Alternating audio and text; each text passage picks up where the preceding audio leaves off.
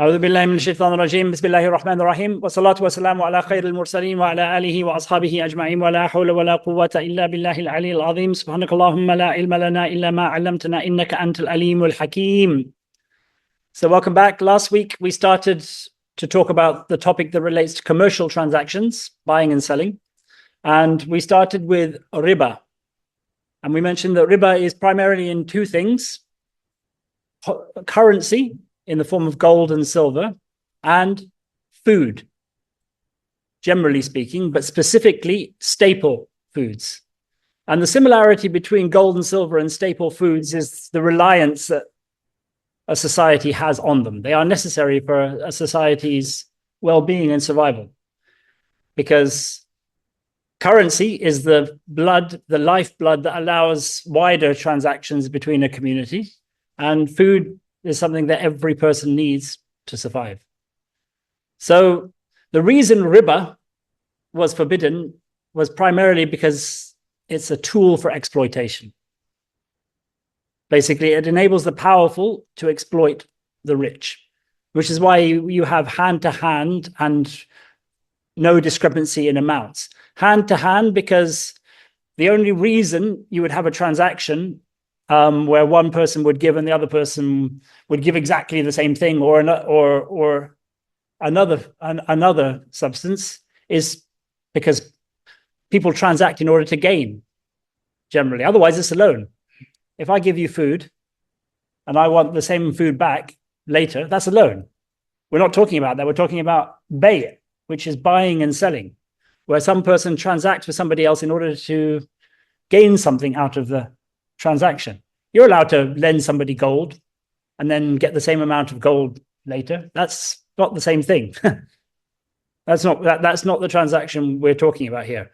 So the reason for the prohibition on delay is you might have a scenario where I give you gold and then you're going to give me silver back. I'm buying your silver, your gold, and it's in a month's time. So we change the price so that I have to give a bit more silver back. It opens the door to that. It enables that sort of exploitation when you allow that delay in that type of transaction. And similarly with food, the same sorts of delays, because the person who's giving you the food now is doing it because he wants something in return. And as we're going to come to later, on a separate issue, lending somebody something with the intention of getting back more is prohibited. So even though this is not a loan, the same thing applies with loans. But anyway, having moved on from riba, which basically, as I said, is a tool by which the powerful can exploit the poor, the rich can exploit the poor, the powerful can exploit the weak, and it leads to a discrepancy in a society where wealth gets sucked up by this group of powerful people, and the poor get poorer and poorer. We now move on to other types of transactions which are prohibited, because we said that generally speaking, buying and selling, bay', commercial transactions are lawful and riba is unlawful. But that doesn't mean that all commercial transactions, no matter what form they have, are lawful. There are other criteria that we have to take into consideration. And the first of these he mentions here. So he goes into what's called the buyu' al-fasida, or the uqud al-fasida, the transactions which are fasid, which are corrupt, which are incorrect, which are invalid, unsound, all of these types of things. And the first reason he mentions why a transaction is unsound is what's called gharar in Arabic. Gharar. So he says here, وَكُلُّ عَقْدِ بَيْءٍ أَوْ إِجَارَةٍ أَوْ كِرَاءٍ. So he mentions three types of transaction here. They're buying and selling and other similar types of transaction. Now, bay' is when you buy something itself, the physical thing, and it transfers from the ownership of the seller to the ownership of the buyer in exchange for payment. The next one he mentions, ijara, is instead of buying the physical thing, you buy the work or the services of a person. Because usually ijara is used for people, although it can be used for other things as well. So I'm not buying you when I hire you to fix my roof. I'm hiring your work.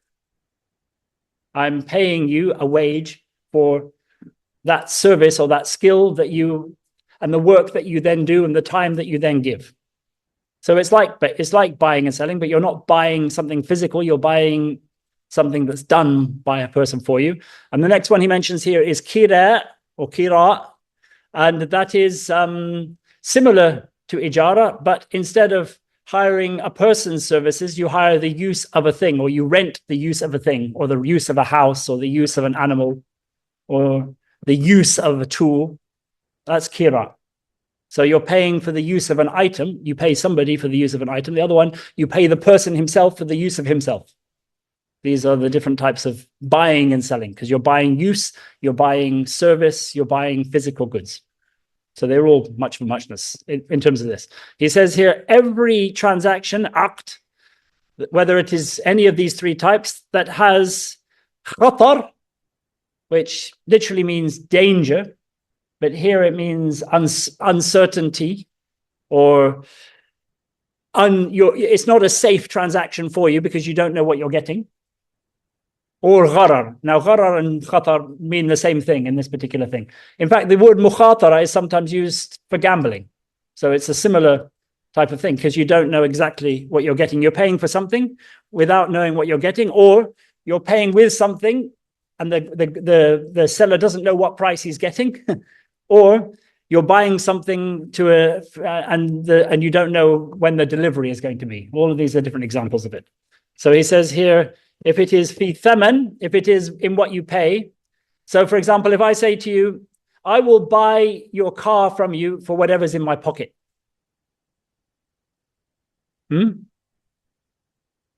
Why is that not permitted? Because it's unknown and it's a risk. You could have a lot in the pocket, or it could be the other way around. He might see you with a bulging pocket and say, look, I will sell my car to you for whatever's in your pocket, thinking that it's going to be a lot. I mean, or the other examples are sometimes when you have two potential prices and you don't know which one is the one that's going to be the price that's paid. So it's an unknown price, basically. So it's a gamble, because you don't know exactly what it is that you are going to get. Another example of this that they sometimes mention in the books of fiqh, because they sometimes use things as the payment, said, I will buy your camel for you with my slave who happened to have run away. So it's up to you to go and get him. We may never get him, but that's my so you don't know exactly what you're going to get. Or in the other one, he says here, mathmoon or muthman, which is the thing that's bought, the commodity, the thing that the seller has possession of at the beginning of the transaction. Now, in that instance that we talked about of the runaway slave, that could be the thing that I'm buying. So I will pay you £100 for your runaway slave. Now, this slave, if he wasn't a runaway slave, may be worth £500. So I'm thinking, if I pay 100 and I manage to get hold of him, I've got a good deal. But if I don't get hold of them, I've lost 100. So it's a bit of a gamble. This is gharar, basically. He says here, oh ajal, or in the time of payment. So if I say to you, I will buy your house and I will pay you when I get rich. Or I will pay you when my parents come to visit me, or something like that. It's indeterminate. You don't know exactly when that date's going to be. One of the conditions in a sale that is on credit, is delayed, is that the date of payment is set. It's very, very important part of a sale on credit, that the payment date is set at the time of the contract. It can't be an indeterminate. If it's indeterminate, it could be forever. Basically, the guy's given you this thing, you've had use of it for however long, and you never ever pay him. So all of this are examples of what's called bay' al-gharar. So he says, وَلَا يَجُوزُ بَيْعَ الْغَرَرِ. This type of thing is not permitted. There are other types of things. For example, one of the most common ones is what we see on Amazon and other things like that, or when people sell the contents of a storage locker. You don't know, but you don't know. Sometimes neither the buyer or the seller knows what's in that storage locker, but they have a sale based on that. Or Amazon returns box, where people buy a box without knowing what's in it or whether the things in it are actually working or anything like that. These are all examples of gharar.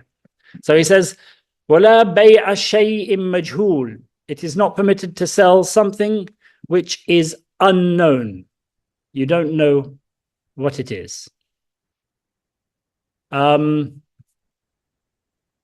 إِلَى أَجَلٍ مَجْهُولٍ. So this is a basically repetition, but it's stressing the point that the point here is not knowing or taking a punt. That's basically what it is. Gharar is taking a punt on something. I mean, every business transaction, there is a certain amount of risk, obviously. But I mean, this is an unnecessary type of risk because elements of the sale are not made clear up front. So when you buy somebody's house, yes, there could be an earthquake and that house gets knocked down. Yes, there could be some issue with that, with the house that you don't know about and the seller doesn't know about, such as a wasp nest in the walls or whatever it is. I mean, although with some things, if it can be proved that they were already present in the time of the seller, we'll come to that. You can claim back for however much that would have reduced the cost. But I mean, there's always risk in sales, but not at this level. I will sell you all of the fish in my pond, for example. Very, very dubious type of transaction.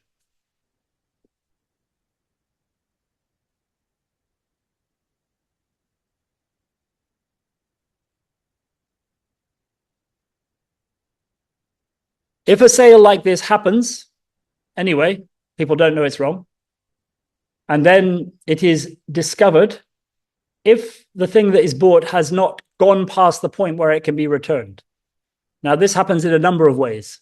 For example, if I buy an apple and eat it, has obviously gone past the point where it can be returned.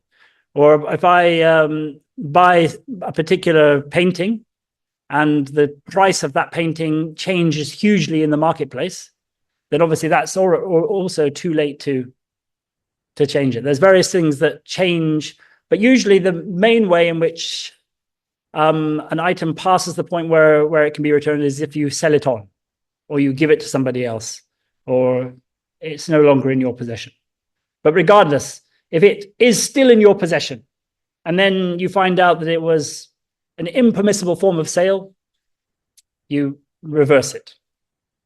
Basically, you take the money back. That sale is not allowed. You're not allowed to continue and say, "Oh, it's fine, accept it." No, that sale's gone. You might want to do another sale for it if you want afterwards, but that sale is not allowed anymore. If it's gone past the point where it can be returned, then the sale has to stand, obviously, but you don't have to go by the price. You go by the value. So you have to then determine what the value is of that thing on the day you made the agreement. Because sometimes the price that you pay is not the same as the value of a thing in the marketplace. You get a good deal or you get a bad deal. So in those circumstances, you ignore the price and you go by the value. If the value is more than the price, then you pay back the extra bit. If it's less than the price, you claim back whatever it is. So it's according to the value, not the price.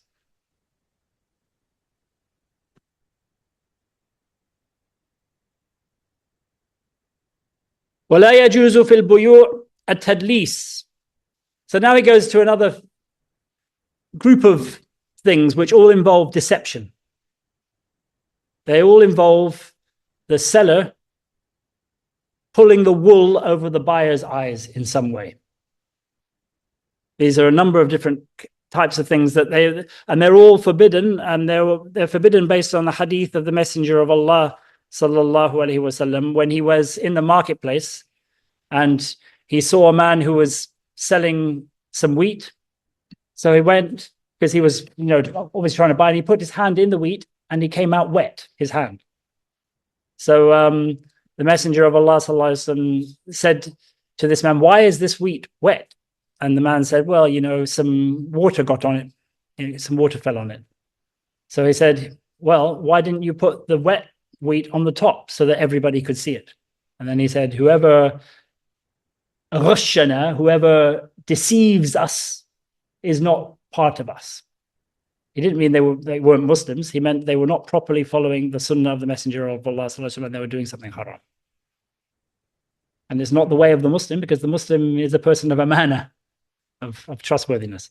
So anyway, the first of these that he mentions here is tadlis. And he explains what tadlis is in a minute. So he says, first is tadlis, then the second is ghish, and that's what we were just talking about. And a ghish is when you adulterate something or change it in such a way as to give the idea that it's better than it is or more than it is. So you may paint over a crack in something so people can't see it, or you may mix your milk with water so it looks like there's more milk than there is, or do what this particular man did, because one of the things that people did was they would add water to wheat and it would increase the volume of it. So that's another, it makes it seem better than it is. And they used to do this also with when they sold cows and sheep and goats. They would milk them regularly, and then just before they were going to sell them, they would leave them for a few days without being milked, so that their udders really, really expanded. So the person then came and thought, wow, this cow gives a lot of milk every day, and paid more. So these were some of the techniques that sellers use. It's all part and parcel of this thing that's forbidden, the ghish. Then he says here, walal khilaba. And khilaba is another type of thing which you often see nowadays, is that people lie about the price of something in order for it to seem more attractive. And they do this by putting a price tag on it that's way above what it actually goes for. And then they'll sell it to you for below that price tag, and you think, wow, I've got a good deal. Whereas that price tag was just a complete little lie that they attached to it. So this was another well-known tactic employed by salesmen.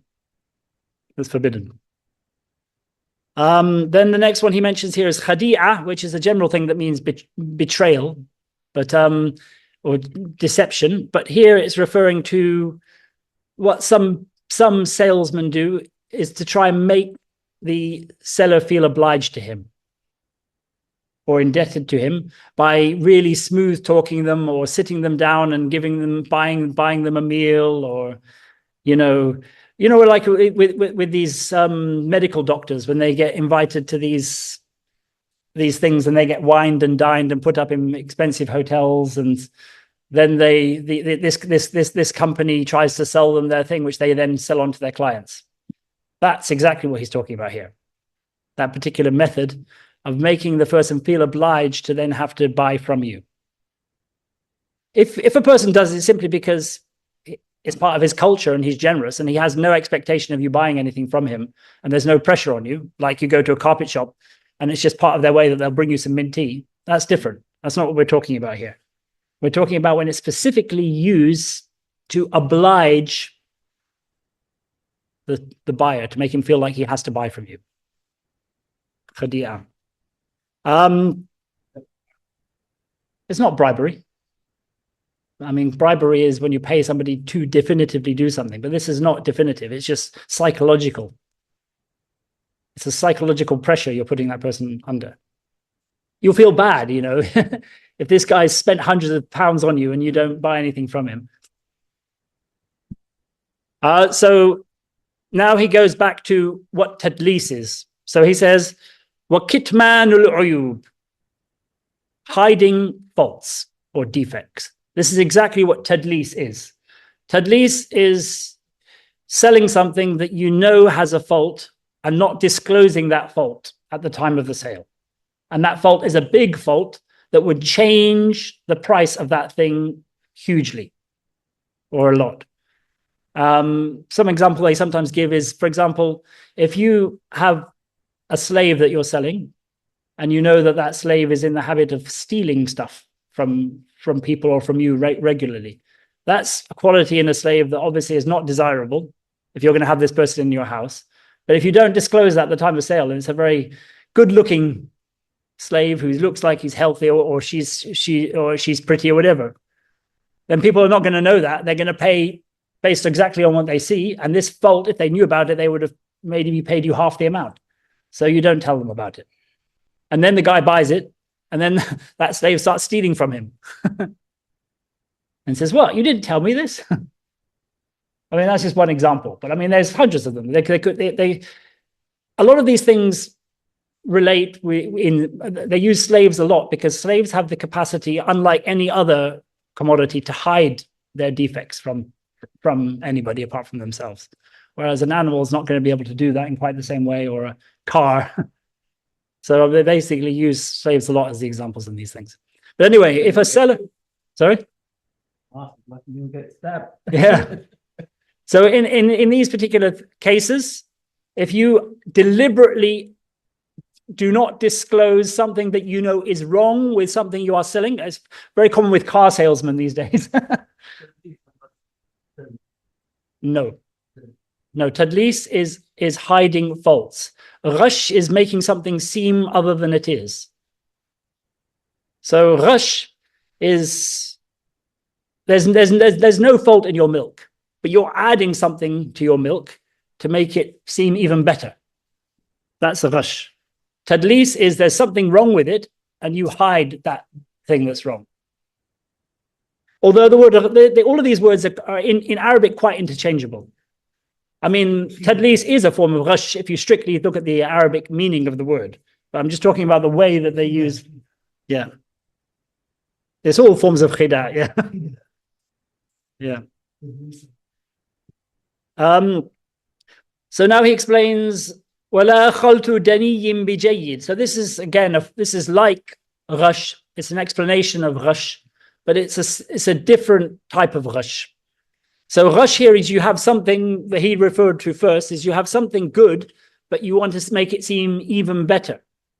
This one is when you have something which is bad, like really low quality dates, or you have a sack of flour, a bit like the case with the Rasul Sallallahu Alaihi Wasallam, where some of the flour has had something wrong with it and the rest of the flour is good, and you just put the good stuff at the top. Another example might be you've had all of those insects get into your flour, so you sift the bit at the top and put it on top and don't sift the whole thing.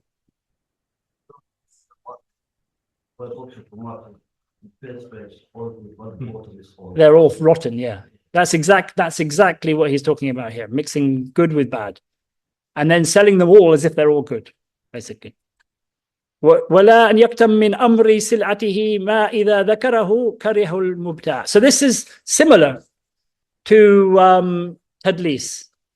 But tadlis is hiding defects. This is a slightly different situation, where you have something and you're going to sell it to a particular person, and then you realize, oh, this particular person doesn't like something about this particular thing. Say he doesn't like red doors or something, so you quickly remove the red doors or whatever it is.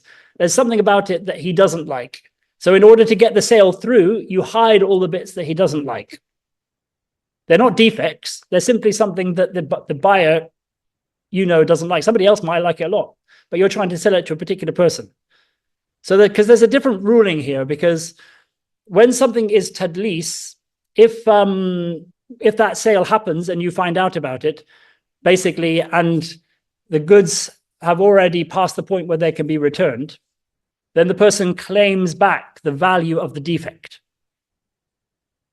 So if the defect was worth a quarter of the total, it would have reduced the cost of the slave, in the previous example, say from 100 to 75 as a value, and you paid 120, you would then reduce your one by a quarter, so he'd have to give you back 30.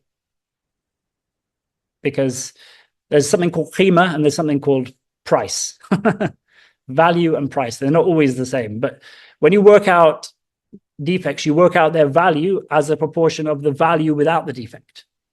And then you take that and you put it to whatever price was paid, and that works out how much money you get back. That's the way it works with tadlis. But obviously with this one, there is no price of the defect, because it's not a defect, it's just something that somebody doesn't like. But again, it's not permitted to do that.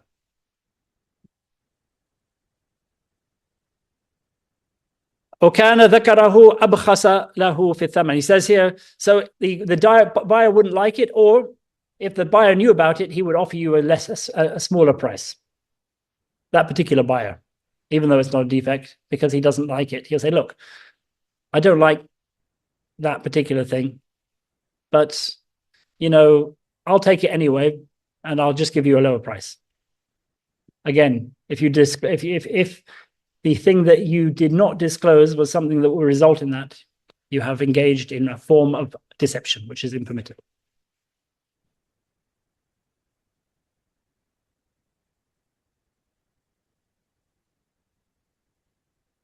If somebody does this in the marketplace, for example, and somebody is caught doing this, and there are no circumstantial evidence to show it was just a mistake on his part, but it's clear that he's actually cheating, then it is the duty of the leader of that community to make an example of that person. So that might be a public lashing. That might be signs up in the market and being banned from the market. But any person who does that, a public example is made of that person. Yeah, the Qadi would do that, but I mean, obviously, the person who has the authority is the person who appoints the Qadi. But I mean, if it's clear and it's proven that he's done it, then an example must be made of that person. This is what I assume, you know, in the business. For example, 1 for 6 pounds, 2 for 12 pounds. Yes. You know what I mean? 1 for 6 pounds, you buy 2, you need to pay 12 pounds. It's same amount. Well, that's fine, yeah. I mean, each individual deal is acceptable, though. I mean, you can have things low for a lower price when you sell more of them, because it's a different transaction now. Yeah. It's a different transaction. وَمَنِ ابْتَاعَ عَبْدًا فَوَجَدَ بِهِ عَيْبًا فَلَهُ أَنْ يَحْبِسَهُ وَلَا شَيْءَ لَهُ. So if you buy again, he's using a slave here. If you buy a slave and you find a serious defect in that slave, for example, you discover that he's deaf in one ear or whatever, then you have a choice. If you still have possession of the slave, you can either decide, oh, I'll keep him. And if you decide to keep him, then you can't claim anything back. You can't claim anything back if the slave is still in your possession. It's up to you now, because you have the option of returning him. It's your right to return him once you've discovered this defect. If you do not take that right of returning him, when you have the choice of returning him, then you suffer the consequences. Even if you want to keep him, you keep him with the defect. That's the rule here. Or he says, يَرُدَّهُ وَيَأْخُذُ ثَمَنَهُ. Or you give him back and you take back what you paid for him. إِلَّا so that's if he's still in your possession. But the previous example that I was talking about was when he's left your possession. If the slave has been sold on by you or given to somebody else by you, then this whole thing changes, because you can't give him back anymore. Yeah.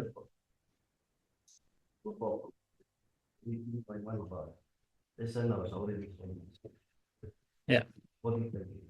Well, somebody gives you something.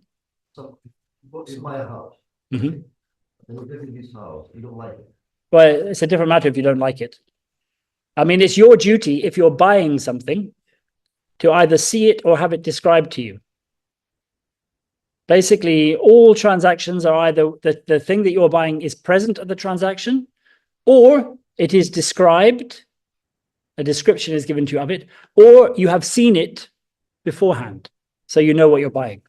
It's not permitted generally to buy something sight unseen without knowing anything about it.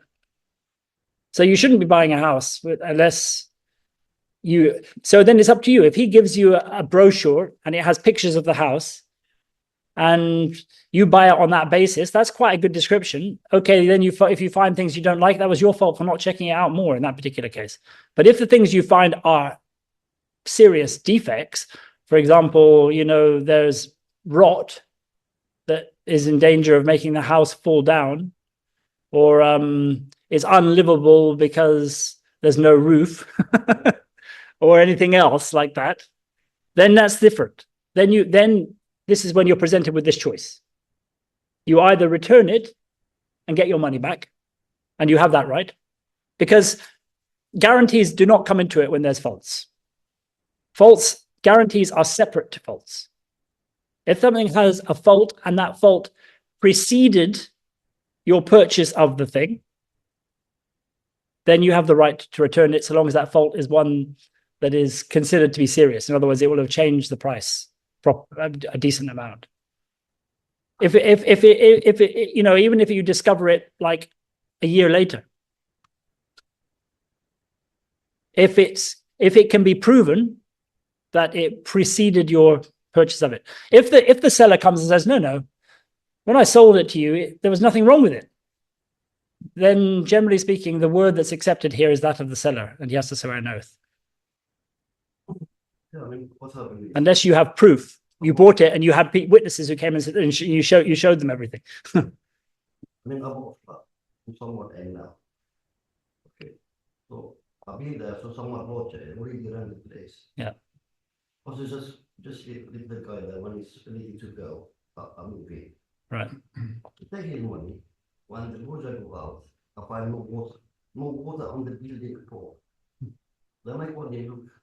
Now we have problem here. We have no water at all in this building. All the building we have water. So it's to sort out this water. I want to give me my money back. I don't want to. It's politely. That sounds like a serious defect, unless of course it's easily soluble. It's easy to fix it. In which case, then all he has to do is quickly fix it. But if it's not easily fixable, you can't see that one. yeah, I mean, because in the modern world, a house without water is pretty pointless because we don't have wells, we don't have access to water in any other way. Before I bought it, it's a really expired. So he told you there was no issues. So again, he's now hiding a fault. Yeah, I mean, in these sorts of situations, obviously we have to go by the law of the land here. But in the deen, if it's a serious fault and he did not disclose it, or indeed lied about it and said there wasn't such a fault, then he's liable and you can reverse the sale. So basically what happens is you reverse the sale. If you choose to keep it anyway, despite the fault, then you can't claim anything from him as a result of it. That's your choice. If you've sold the house and then the fault is discovered afterwards, then you claim back the value of that fault. That's when you claim it back. Only when it's no longer in your possession or it's no longer returnable. He says here, illa an yadkhulahu indahu aib. So now you bought a slave, and that slave has a serious defect with the slave, and that you discover. And then while that slave is with you, something else happens. The slave breaks his leg while he's in your possession. So now you'll be returning a slave with an extra defect if you simply return him. So you can't do that, because then you're returning something worse than that which you bought, even though it had a defect to start. So what happens in this case, he's saying? So you buy a slave, you discover it has a defect, and then something else happens to that slave that's also a serious defect while he's with you. He said here, usually when you find a defect in a slave and that slave's in your possession or anything, you return it. But he says in this instance, no. He says, illa, except in this instance. And it's called an aibun mufsid, which is a serious defect, a defect which changes the value considerably. He says, فَلَهُ أَنْ يَرْجِعَ بِقِيمَةِ الْعَيْبِ الْقَدِيمِ مِنَ الثَّمَنِ. He says he has two options here. Either he claims back the value of the original defect. So let's say, for example, the slave's value without any defects is 10, and the value of that defect is 2. In other words, if he knew about the original defect, the slave would have only cost 8. Then he claims back a fifth of whatever he paid for that slave. Yeah? He claims back the value in relation to the price that he paid. So the value difference is a fifth. So he claims back a fifth of what he paid. let's say he paid 10, then he pays back 2. So he keeps the slave and that has now 2 defects, and the original seller gives him 2 dinars back. That's what happens either. Or he says here, yaruddahu wa yarudda ma'ahu. So he returns the slave back to the original seller, and along with giving that slave back, he also gives back the amount that his defect, the defect that happened to him, the breaking of the leg in this case, lowered the value of the slave from the value that he would have had when he bought him. So we said that the value he would have had when we bought him was 8 because he had a defect. And let's say the value now is 6. Then if that was the same price, he paid the same price as the value, he would give back 2 dinars alongside the slave. So either he keeps the slave and claims 2 dinars, or he gives back the slave and gives 2 dinars. That's his options here. Depends what he wants. Does he want to keep a slave that's not going to be able to do much because he's got a broken leg and whatever the original one was, blind? Or, he wants to give the slave back and lose a bit of the money that he paid because of this extra thing that happened while he was with him. So the guy would give him back 6, in other words. The guy would pay him back 6 of the original price that he paid.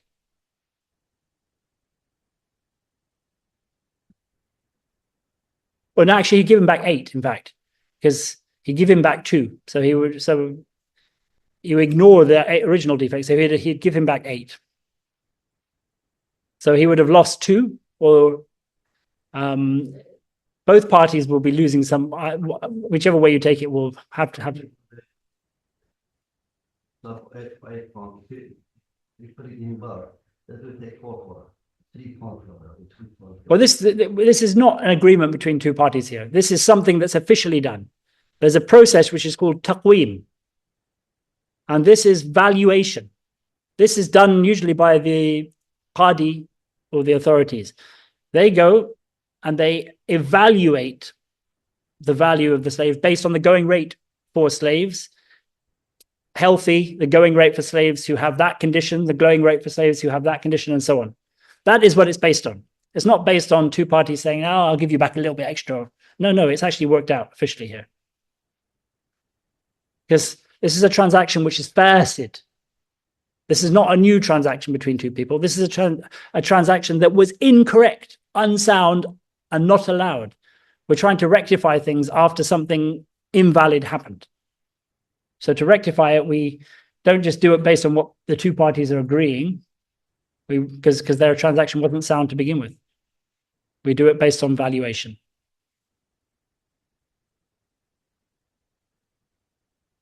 وَإِنْ رَدَّ عَبْدًا بِعَيْبِهِ وَقَدْ اسْتَغَلَّهُ فَلَهُ غَلَّتُهُ.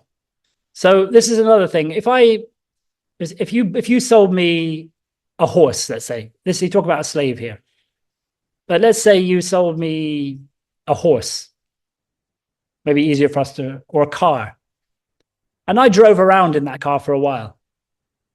Then I discovered it had some serious issue with it, but I'd already driven a few journeys with it. And then another issue happened with the car while it was with me. Well, let's just say the original one. I bought a car. I discovered that there was something seriously wrong with the motor, but I'd already been using it for a while. Do I have to pay him the going rent for the use of the car? That's the question. Because maybe I had use of the car for a month before I discovered the problem. I then will have had free use of a car for a month. If I return it and get my money back fully, I've had that use of a car for a month. So who does that use of the car belong to in this instance? That's the question. He says here it belongs to the guy who bought it. If somebody has, in the case of the slave, if I buy a slave and then I put the slave to work as a tailor and he brings in some income, that income is mine, even if I return the slave in account of the defect. Why? Because there's a principle of the Messenger of Allah sallallahu alaihi wasallam that benefit goes to the one who has liability for loss. So it's clear that the buyer has liability from the fact that he lost out by that other defect happening to him. So why? Because in an unsound transaction, a fasid transaction, liability transfers from the seller to the buyer the moment the buyer takes possession. So if the slave dies, you're the one who loses, the buyer, even though the transaction was unsound, not the seller. He doesn't have to pay you back the money. So because you are liable for any loss, then you are also in a position to gain from any increase. That's the general rule in the deen. It works both ways. If you have the potential of loss, then you get the potential of profit. If you have the potential of profit, you also have the potential of loss. Which is why, for example, a commission sale, where somebody gives his items to somebody else, and then they agree to share the profits between them, is not permitted, because that person who's doing the work has no liability for those things in his possession whatsoever. So why should he have the possibility of profit if he doesn't have the possibility of loss? Yeah, you pay him a wage in that case. So you paying for his services. Yes. So in that particular transaction, we're going to come to it. But if he's selling one thing for you, like I commission somebody to sell my car for me, then I can pay him a wage, or a house for me. I can pay him a wage based on the completion of the work. So I can say, if you sell the house, I will give you £1,000. If you don't sell the house, you get nothing. If I'm having somebody work for me in a shop, selling things for me every day, then I have to give him a wage for his time. So I pay him even if he doesn't sell anything, because I've taken away his chance of making any livelihood apart from working for me.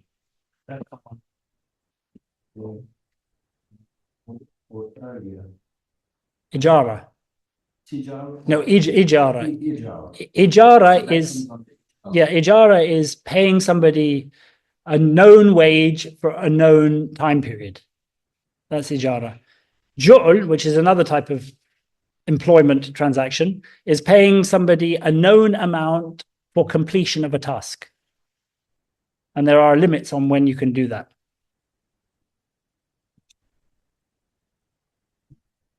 والبيع على الخيار جائز إذا ضرب لذلك أجلا قريبا. This is now moving on to things like guarantees.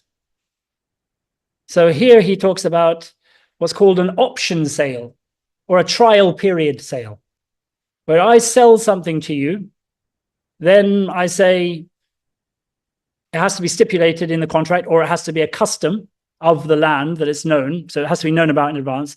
You have a particular period of time to look at this thing, or to go and consult with people about whether you want to buy it or not.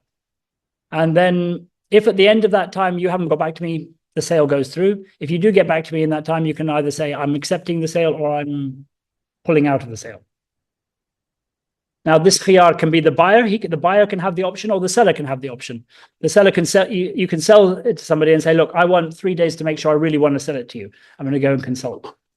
So it can be with both sides. But when it's the buyer, the purpose of it is either for the buyer to have a thorough examination of what it is he's bought. So this is why it's not always the same amount of time. For example, if you're buying a piece of land or a house, they often would give 30 days period of time.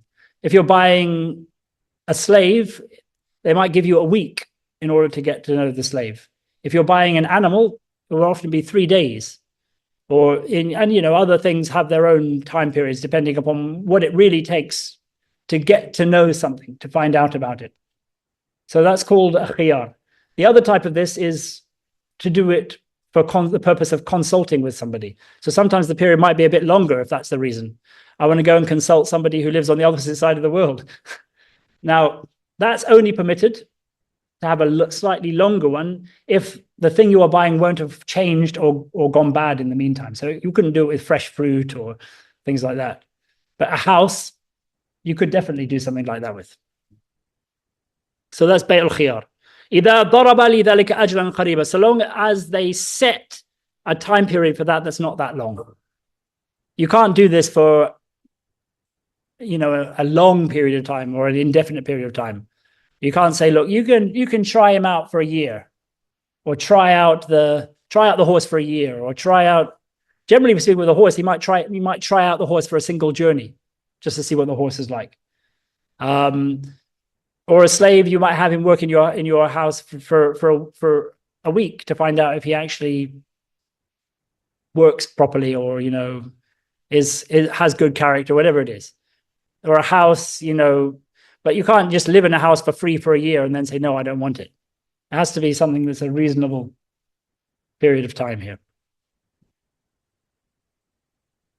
إلى ما تختبر فيه. So the amount of time, أجلا قريبا إلى ما تختبر فيه, long enough to really get to know and examine that thing properly.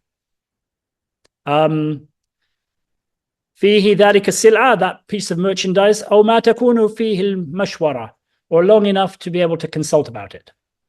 Those are the two conditions. As I said, it's not just for the buyer, the seller can also have this option. ولا يجوز النقد في الخيار.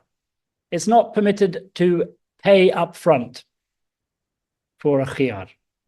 When you have an option to buy that you can pull out of at any time, it's not permitted for you to pay up front because it's not yours yet. In this period of time, you are not financially liable.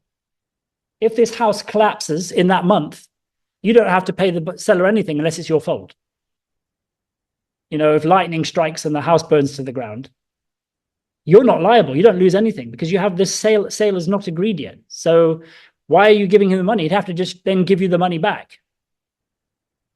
So you can't make that a condition because it goes against the reality of the sale. But it is possible for somebody to volunteer it.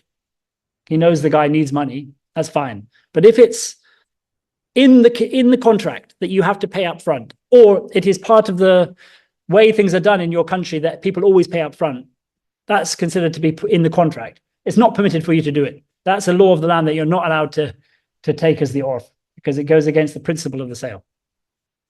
What do you think about subscriptions where you have to pay for the year?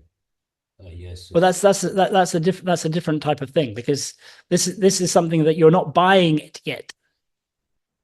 A subscription, you're buying the use of something, or you're buying something specific that will be delivered to you at certain times. You're actually buying it. This, you're not buying it yet. You're simply seeing whether you want to buy it. Subscription is like a renting sort of thing. It's not. You're not renting anything. You've made an agreement to buy it, but you've asked, instead of being bound by that agreement, you want a certain amount of time to make sure that you really want to go through with the sale. That's what's happening here. It's not rent because you're not paying anything. He pays you back everything. You haven't paid it yet, in fact, so he doesn't pay you back. So basically, it's almost like the sale has been put on hold just for you until the end of that period of time, basically. That's not a deposit. No, it's not a deposit. It's not a deposit because you're not allowed to pay out anything up front. A deposit is paying up front. So in that case, there is such a thing we're going to get to, which is called a rahan, where you are allowed to sort of deposit something as a safety measure when somebody has lent you money, for example. And you say, look, okay, I will lend you £100, but I want your bike as collateral. That's fine. But a deposit is a different thing, and that's almost paying a bit of it up front, which you're not allowed to do in this particular case because you're not agreed to buy it yet. Deposit you would have agreed to buy. Yeah. He says here, ولا يجوز النقد في الخيار ولا في عهدة الثلاث. Now, this is another thing that's specific to slaves. And عهدة الثلاث is not quite the same as khiyar. It's similar. But this is a 3-day period during which, despite the buyer having possession of the slave, the seller is liable for anything that happens to the slave in that period of time. So this is something that used to happen. So basically, if the slave dropped dead in those 3 days, or a new defect happened to the slave in those 3 days, that's on the buyer. I mean, that's on the seller, not on the buyer. Because as I said, liability changes to the buyer the moment possession happens. Yes? So he has possession here, but they allow an exception in this, that you can agree what's called an uhdatu thalath, which is a 3-day guarantee warranty period to make, in case the slave's accident prone or whatever it might be. Wala fil muwada'a. So this is another particular one, which is again with slaves. A lot of these things are relating to slaves. This is the purchase of a slave woman by a man. Basically, if you buy a slave woman, and he's going to come to this, and she is the sort of woman that men bed or buy to share their bed with, then it's a strong likelihood that the previous owner will have also shared his bed with her. Or she might have been, with somebody else beforehand anyway, because of the type of slave she is, very, very attractive. So when that sort of slave is sold, the slave woman does not automatically go straight to the buyer's house. She gets put with a third party, a trusted third party, for a period of time called muwada'a.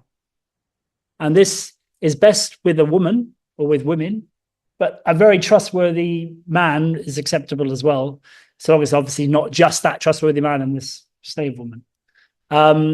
And she has to remain with him until she has a menstrual period, until the moment she menstruates, which proves that she's not pregnant. The reason for this is because if the previous owner had been sleeping with her, he's not allowed to sell her if she's pregnant, because she's now an walad and she's free the moment her owner dies, and her owner's not allowed to sell her, because then that will make her a full slave again, which is not permitted because she's already now partially free. So, I mean, this is to avoid those types of situations. This period of muwada'a is 3 months in the case of a woman who's past menopause, but still perhaps very, very attractive. Not just one menstrual period, because it's again, that's the sort of period of time to be sure that she doesn't still have some potential of giving birth at that period of her life.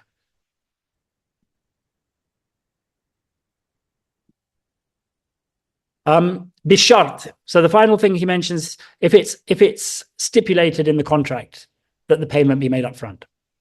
If it's not stipulated, then it is permitted in all of these apart from muwada'a, this thing with the slave woman, where it's not permitted at all to pay up front. Because, as I said, she may be pregnant with the previous owner's thing, in which case there's no sale allowed at all.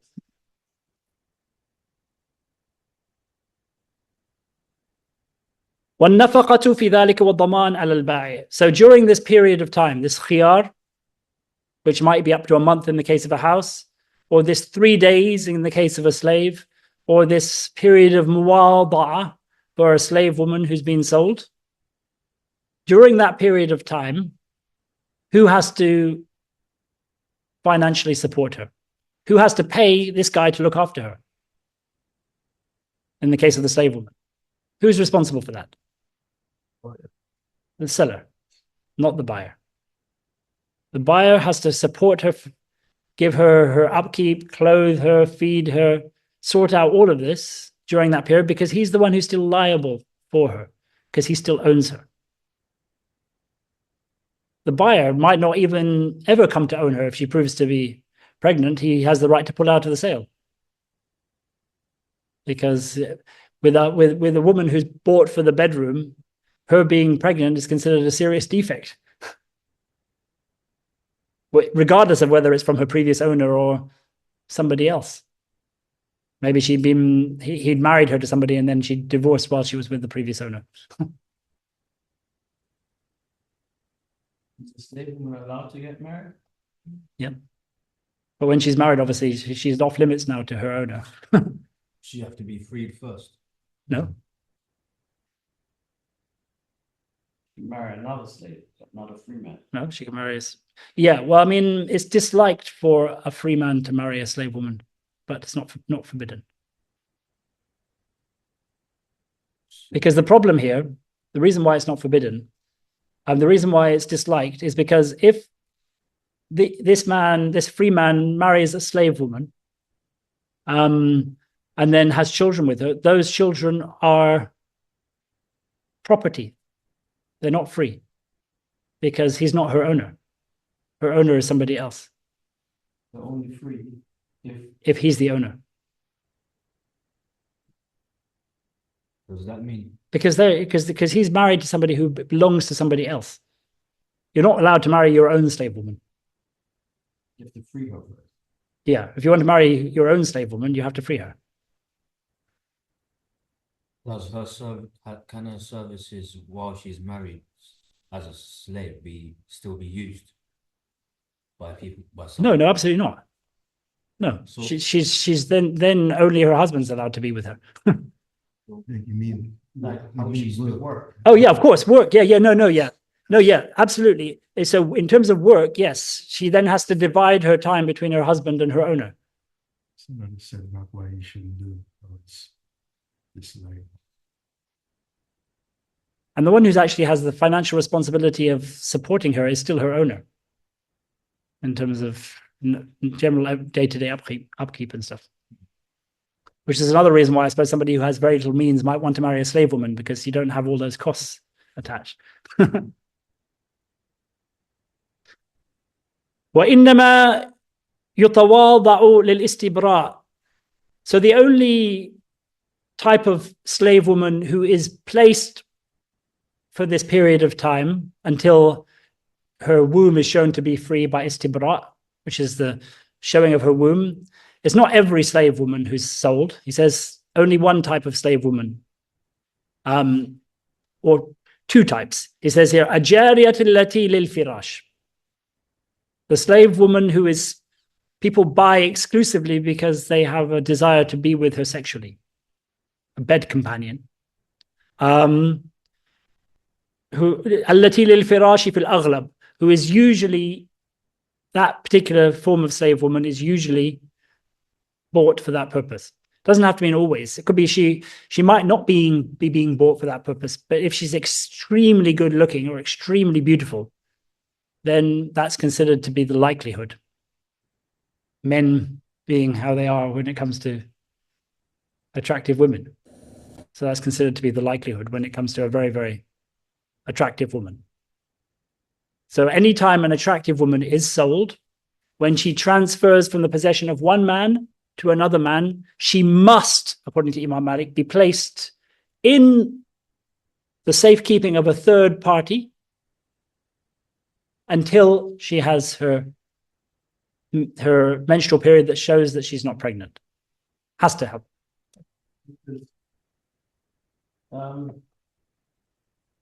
Men don't really care if she's beautiful or not. Well, maybe. I don't know. I mean, maybe. Slavery. Well, I mean, I don't know. They don't. Well, I mean, obviously, when they were talking about this, they did, and these men obviously did. Yeah, but I mean, that's why he comes to the next point. He says here, أو التي أقر البائع بوطئها وإن كانت وخشا, or any woman, any slave woman, who her previous master admits to having had sexual intercourse with, okay. even if she is not very good looking, then the same thing is done with her. So it's ox, like Yeah. she's not good looking, but I mean, I think they're referring to somebody who's extremely plain. I mean, غاية plainness. ولا تجوز البراءة من الحمل إلا حملا ظاهرا. So this is, I'll just finish with this particular bit, or there's just two bits here that are connected with bara'a. Now, bara'a is when basically you wash your hands of anything that turns out to be wrong with something. So, for example, I say that if that slave woman turns out to have a tendency to steal. That's got nothing to do with me. I wash my hands of that. Never happened while she was with me. So if that happens, don't come back to me, basically. That's what he's saying here. Bara'a. So he's saying here, is that permitted when it comes to pregnancy, which with high level attractive women is considered to be a defect? It's not considered to be a defect when women are of a lowly level. In fact, sometimes it can have the opposite. But when a woman is bought specifically because she's beautiful, and you desire her for your bed, then her being pregnant obviously takes away the time that you can spend with her, because she has to spend her time with that child, and you have to then wait also until the pregnancy finishes before you can be with her. So it puts a lot of spokes in the wheel. What's it called when you something in the spokes? Spanner in the wheel or whatever. So he says here, it's not permitted for somebody who's selling a slave woman to say, I declare that she's not pregnant, and if she turns out to be pregnant, I've got no liability. Don't come back to me about it. He says that's not permitted. Except if she is clearly pregnant, he says. Except if she's got a big bump or something like that. In which case, then it is permitted for him to say, I've got no liability if she gives birth, because it's clear. Now, the reason why this is because if he makes such a claim, then there's a reason he's making such a claim, basically because he might lower the price a little bit because he's added this claim, and then saying, but if she turns out to be pregnant, you can't come back to me. You got her for a good price. So basically, it's again gharar, because the seller will have lowered his price a bit because he's added this claim, and the buyer would have paid more than he would have paid if she was pregnant. So they're both sort of taking a punt here. The buyer's hoping that he would get a good deal because she turns out not to be pregnant, and the seller is making more money than he would have if he sold her as pregnant. Well, no, he's not allowed to. If there's a chance that it's from his own child, if it turns out that she is pregnant and he had been sleeping with her, then that sale is completely nullified. It's not allowed. Not allowed. If he swears an oath that he didn't sleep with her, if she is pregnant, it was somebody else that he doesn't know, then obviously then you could sell her, but you're not allowed to make this thing. He says, unless she's obviously pregnant and the pregnancy is not his, is not the owner's, then obviously the buyer will be buying her on the idea that she is pregnant, and he'll be paying accordingly. If he gets lucky and she turns out to not be pregnant, but it was simply bloating or something like that, then good on him. But the other one is gharar, is deception, and there was no gharar here because you're buying it, on expectations, whereas the other one is a punt. That's why it's not permitted. والبراءة في الرقيق جائزة مما لم يعلم البائع.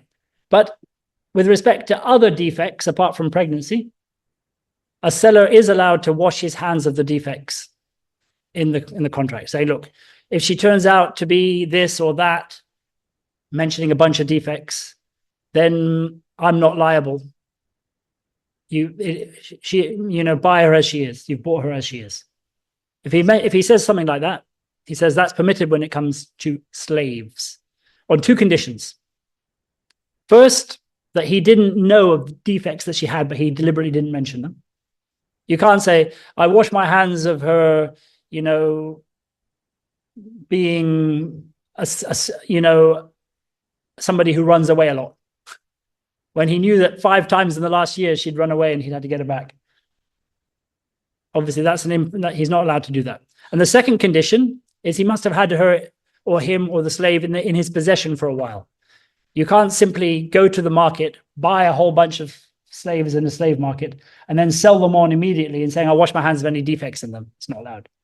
They have to have been in your possession for a decent amount of time that you would have had a chance to have found out any slave, anything wrong with them. Obviously, there is still always the chance that they had something wrong with them, but they hid it. but it's allowed with slaves. It's not allowed with anything else, because you can check.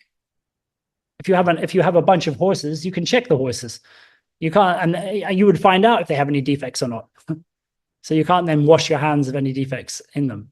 But with slaves, obviously, you may not think that they have anything wrong with them, and you don't want to go through all of the hassle of having the whole thing reversed. You want this trade, and maybe you've got other trades you want to do. But there's always a chance with slaves that the slaves have hidden it from you. So you're allowed to do that with, just to enable trade to happen, basically.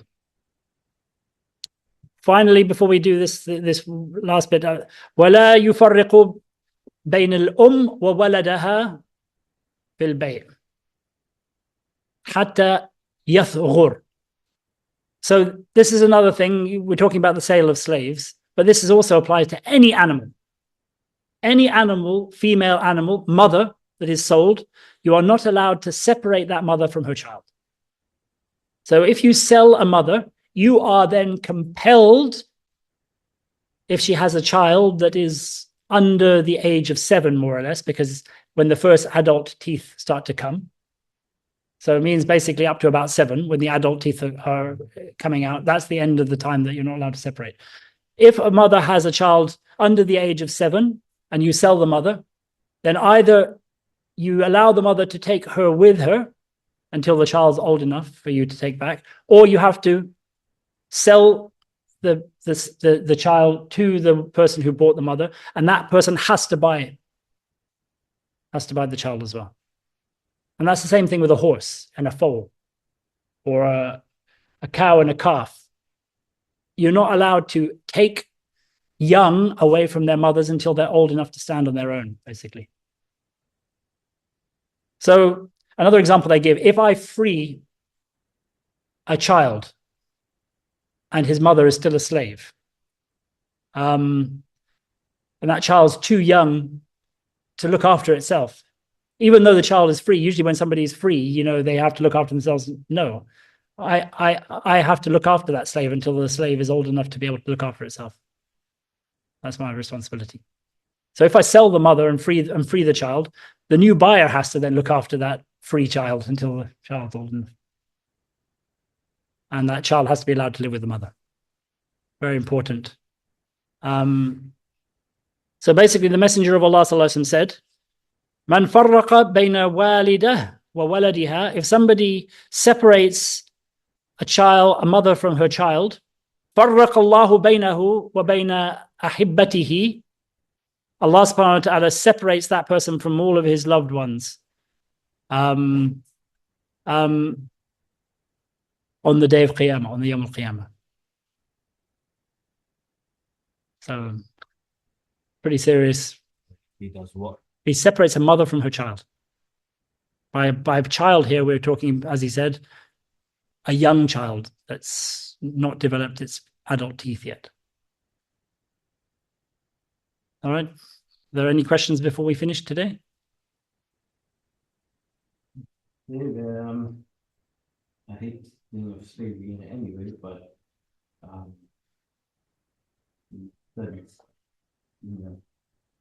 that sounds more humane than anything the Europeans did. Basically, the reason why slavery is allowed is because exploitation is human nature. And if you leave no avenue for that to happen where it's permitted, then avenues will open up that are far, far worse than that. So if you allow an avenue for that, where you can set limits that will give dignity to all of the people involved, it is superior to just banning something. For example, in America, if you look at the prohibition, when they banned alcohol in various cities, the types of alcohol that started to be drunk were far worse and damaging than those that had been allowed before prohibition. And it developed this whole criminal underworld where people were getting rich as a result of that. But just even in the Americas, what was coming to the European slave owners, like in Haiti, was going to be bad to them. It was coming. Yeah, I mean, it was not going to go nicely for them. I mean, if they hadn't stopped slavery, it would have because people were burning and killing them and Basically, they there are rules in the deen. If a person maltreats slaves, the slave, he's forced to free that slave, and the slave is taken away from him. but Europeans had no. Yeah. And still don't. Anyway, finish there. Bismillah barakatuh. Bismillahir Rahmanir Rahim. Alhamdulillahi Rabbil Alameen. Ar-Rahmanir Rahim. Malik Yawmiddin. Iyyaka na'budu wa iyyaka nasta'in. Ihdina as-siratal mustaqim. Siratal ladhina an'amta alayhim ghayril maghdubi alayhim waladdallin. Amin. Allahumma salli ala sayyidina Muhammadin abdika wa rasulika an-nabiyil wa ala alihi wa sahbihi wa sallam taslima. Subhana rabbika rabbil izzati ma yasifun wa salamun ala al-mursalin. Alhamdulillahi Rabbil Alameen.